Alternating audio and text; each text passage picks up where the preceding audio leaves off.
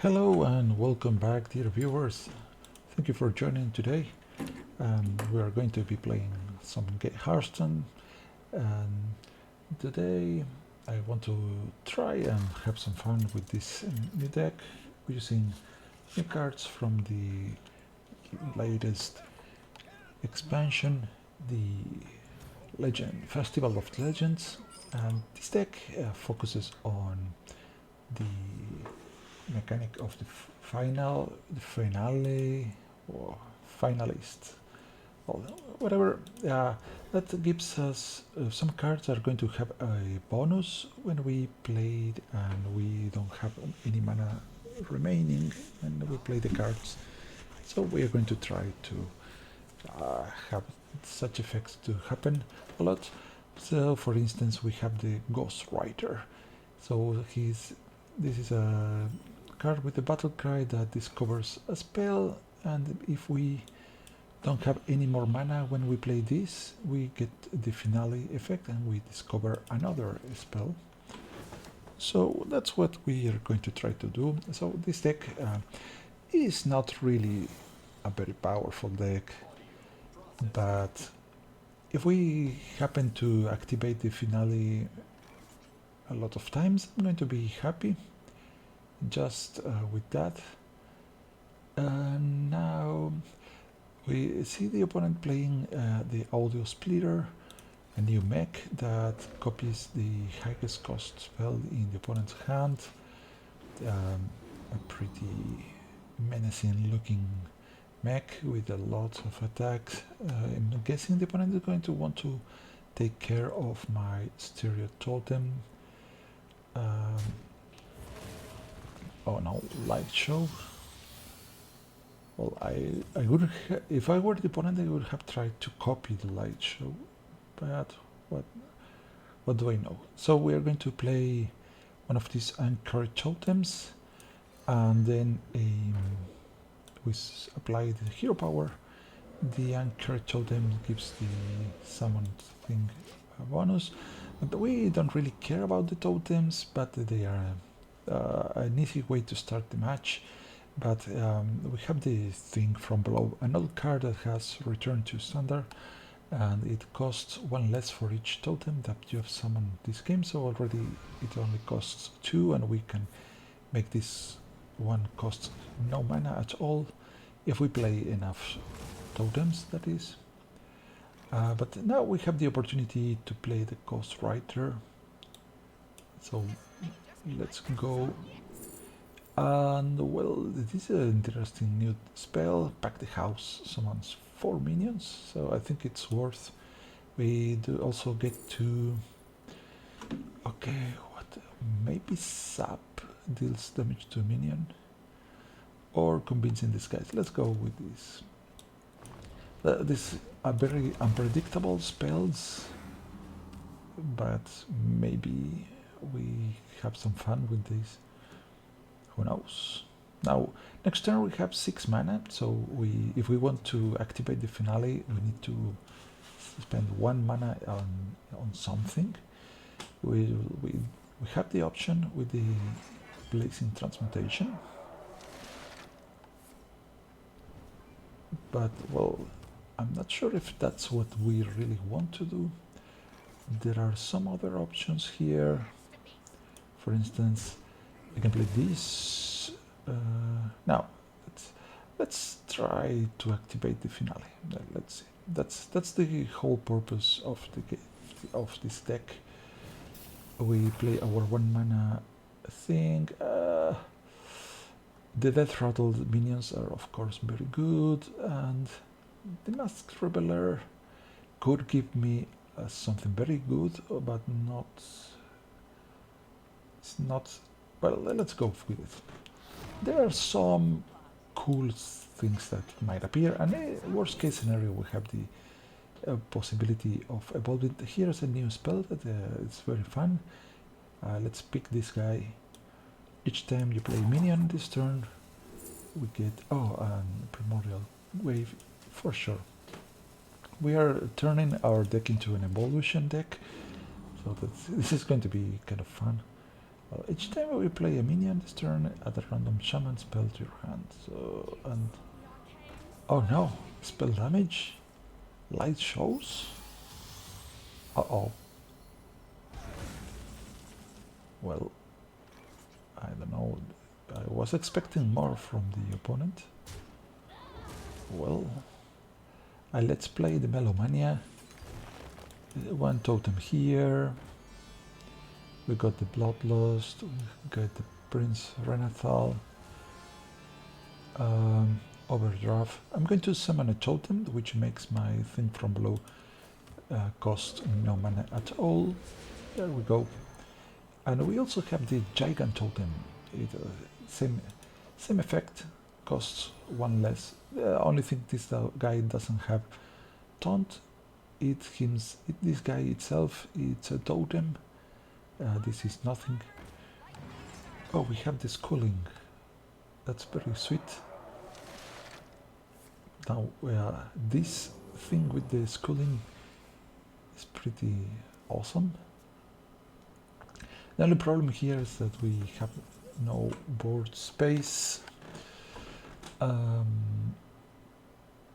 So what do I do? I'm not sure what to do here. Since the opponent played a solid alibi, we can't really do much damage. I'm going to play the party favor totem, keep summoning more totems, they get the buff from this guy. Now there we are. We are a totem evolving finalist deck. And the opponent is ready to play a lot of spells. He's not using the finale in this case. Fire Sale. We got the best minion out of the Masked Revealer, which is my Colossal. Now, I think I can kill the opponent here.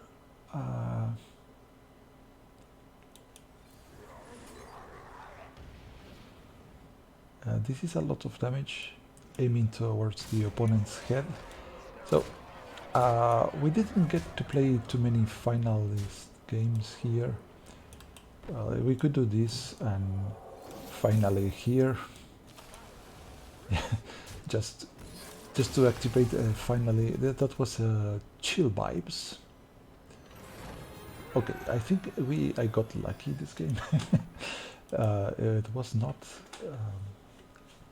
Well, it can happen. The deck has many random generating cards, but it's not what I was expecting when I jumped into this game. So let's try just one more time and try to have more fun with this concept against Death Knight.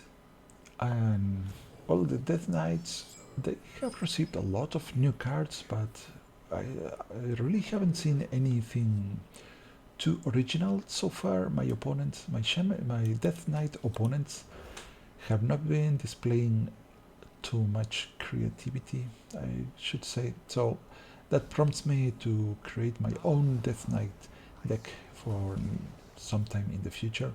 So let's go ahead and play our 1 mana totem here. This is not a very menacing looking totem. It just has no attack.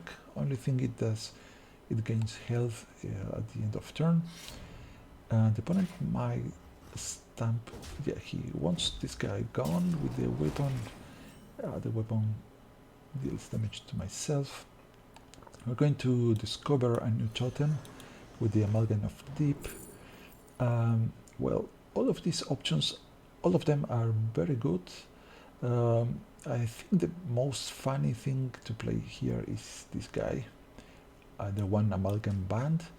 And so too much is going on. So we have again the totem guys. These guys cost less when we play totems, or actually when we summon totems. Right, then we have this thing I discovered. It's a new card, the one Amalgam Band. It's going to gain a random bonus effect for each minion type to play this game. So far, We've played a totem and the amalgam.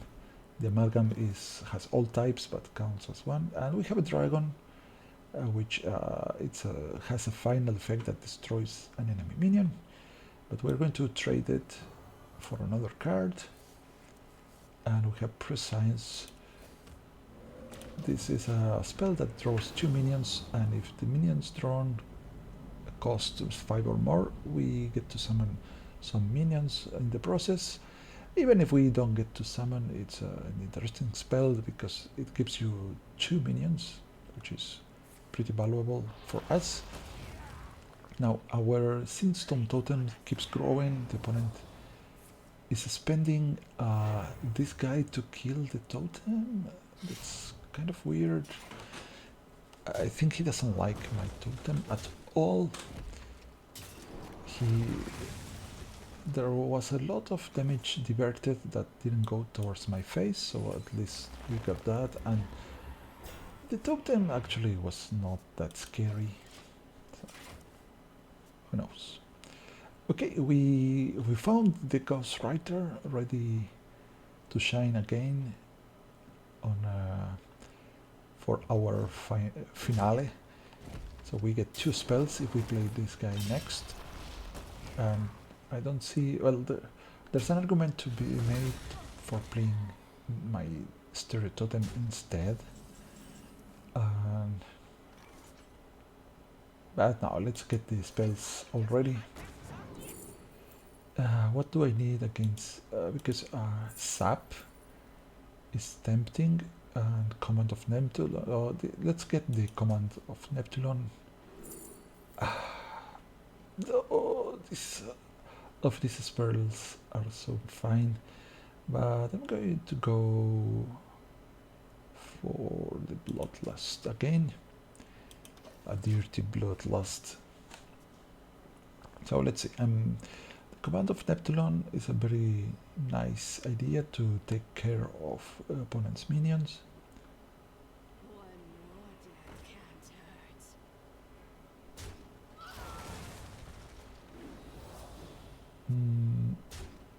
Okay, hero power.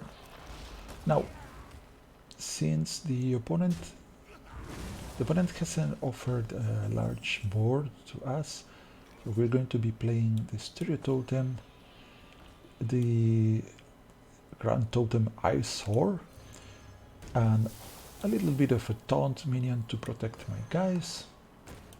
And we have a nice board instead of playing the spell.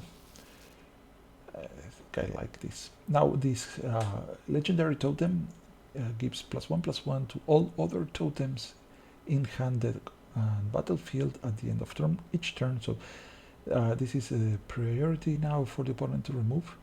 So for instance, our guys are already larger, and they are also getting bonuses from the Stereo Totem. Oh, this is a very massive. Now the opponent is a Death Knight which has access to lots of freezing spells, so having large minions doesn't really mean much against an opponent. This guy. So infuse 2. Let's play this. This spell has overloaded me, but I want to activate the infuse on the party favor totem. Yes, and also the Grand Totem Eyesore keeps buffing my guys. Yes, that's a pretty awesome. Now next turn we are going to only have 7 mana because I played my spell. But this guy also has Finale. It's a very nice, interesting guy. It forces all enemy minions to attack this. Pretty sweet. Well, the infuse that I wanted, I do have. Can I live through this? Not sure. Maybe I have to play this.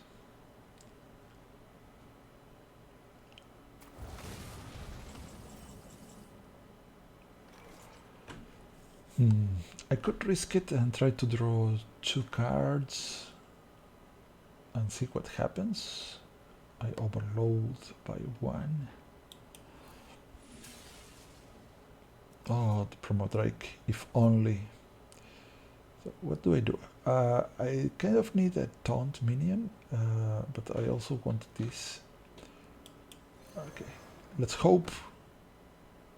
Oh, I'm going to end the run with 3 basic totems. Let's hope one of them is a taunt one. Okay, taunt and... Okay, 2 of these not very impressive guys, but well, what do you do? So now, next turn we have only 8 mana. I can only play my Kalthas. Kalthas is it's an oldie. It has seen some nerfs. He used to cost just 7 mana, but every 3rd minion you play, each turn costs 0, which is pretty convenient, I should say, right? Having as well, we have to play many minions on the same turn for make this worth. So we are going to try to do so if possible. Meanwhile, our opponent is devastating our board with these guys. Okay, here we go. Let's try this. Kael'thas. 12 at 12/12, no mana, Gigant Totem. Let's try this guy over here. There we go. We played a dragon.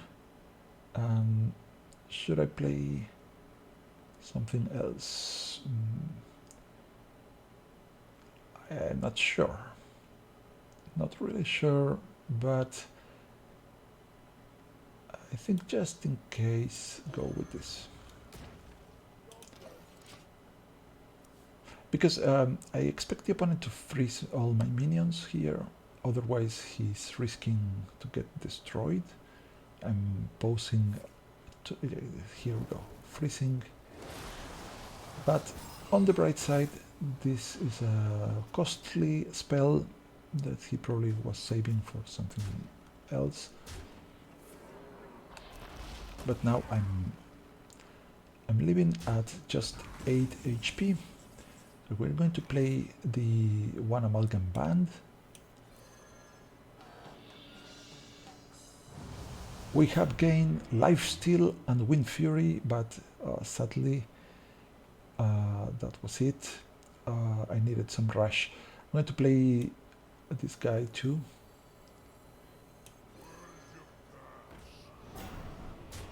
Now, oh, well, we took care of one guy. And now we draw 1 card. Okay, another guy. Well, right. Hopefully this guy saves me. The opponent could freeze me and kill me without attacking. That's the sad part about playing against the Death Knight. If this guy had rush, maybe I could live, but I think this is the end, my friends. But we got to use the concert promo deck. Ow! Ow! He's going to kill me!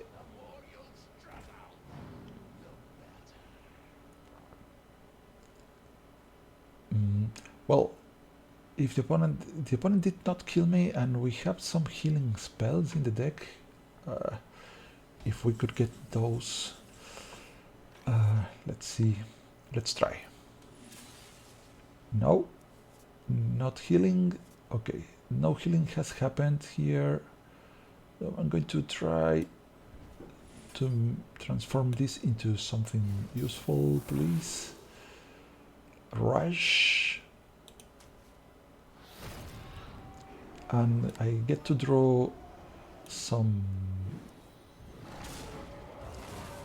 Oh, I drew my beast.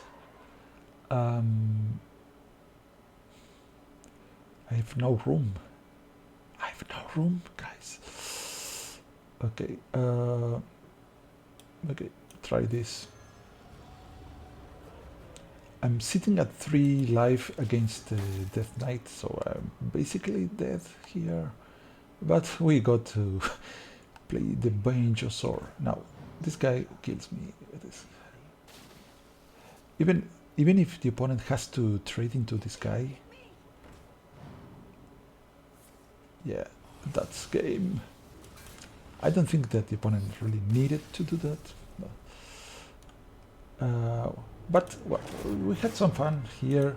There was a shot, so that was it. And just to finish this video, we're going to quickly view now the finale mechanic. I don't think it's particularly strong, but you can try it. And the idea of using Kael'thas can be done in all the classes.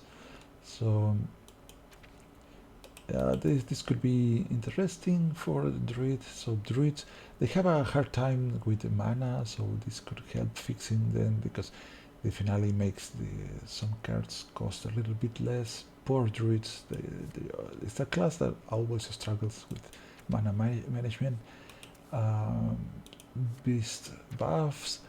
This is a very funny spell for mages that it can generate infinite spells, one each turn, but infinitely many.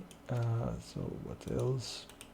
Yeah, well, and so on. So each class has some finale warrior. I haven't tried these cards, which I don't really understand.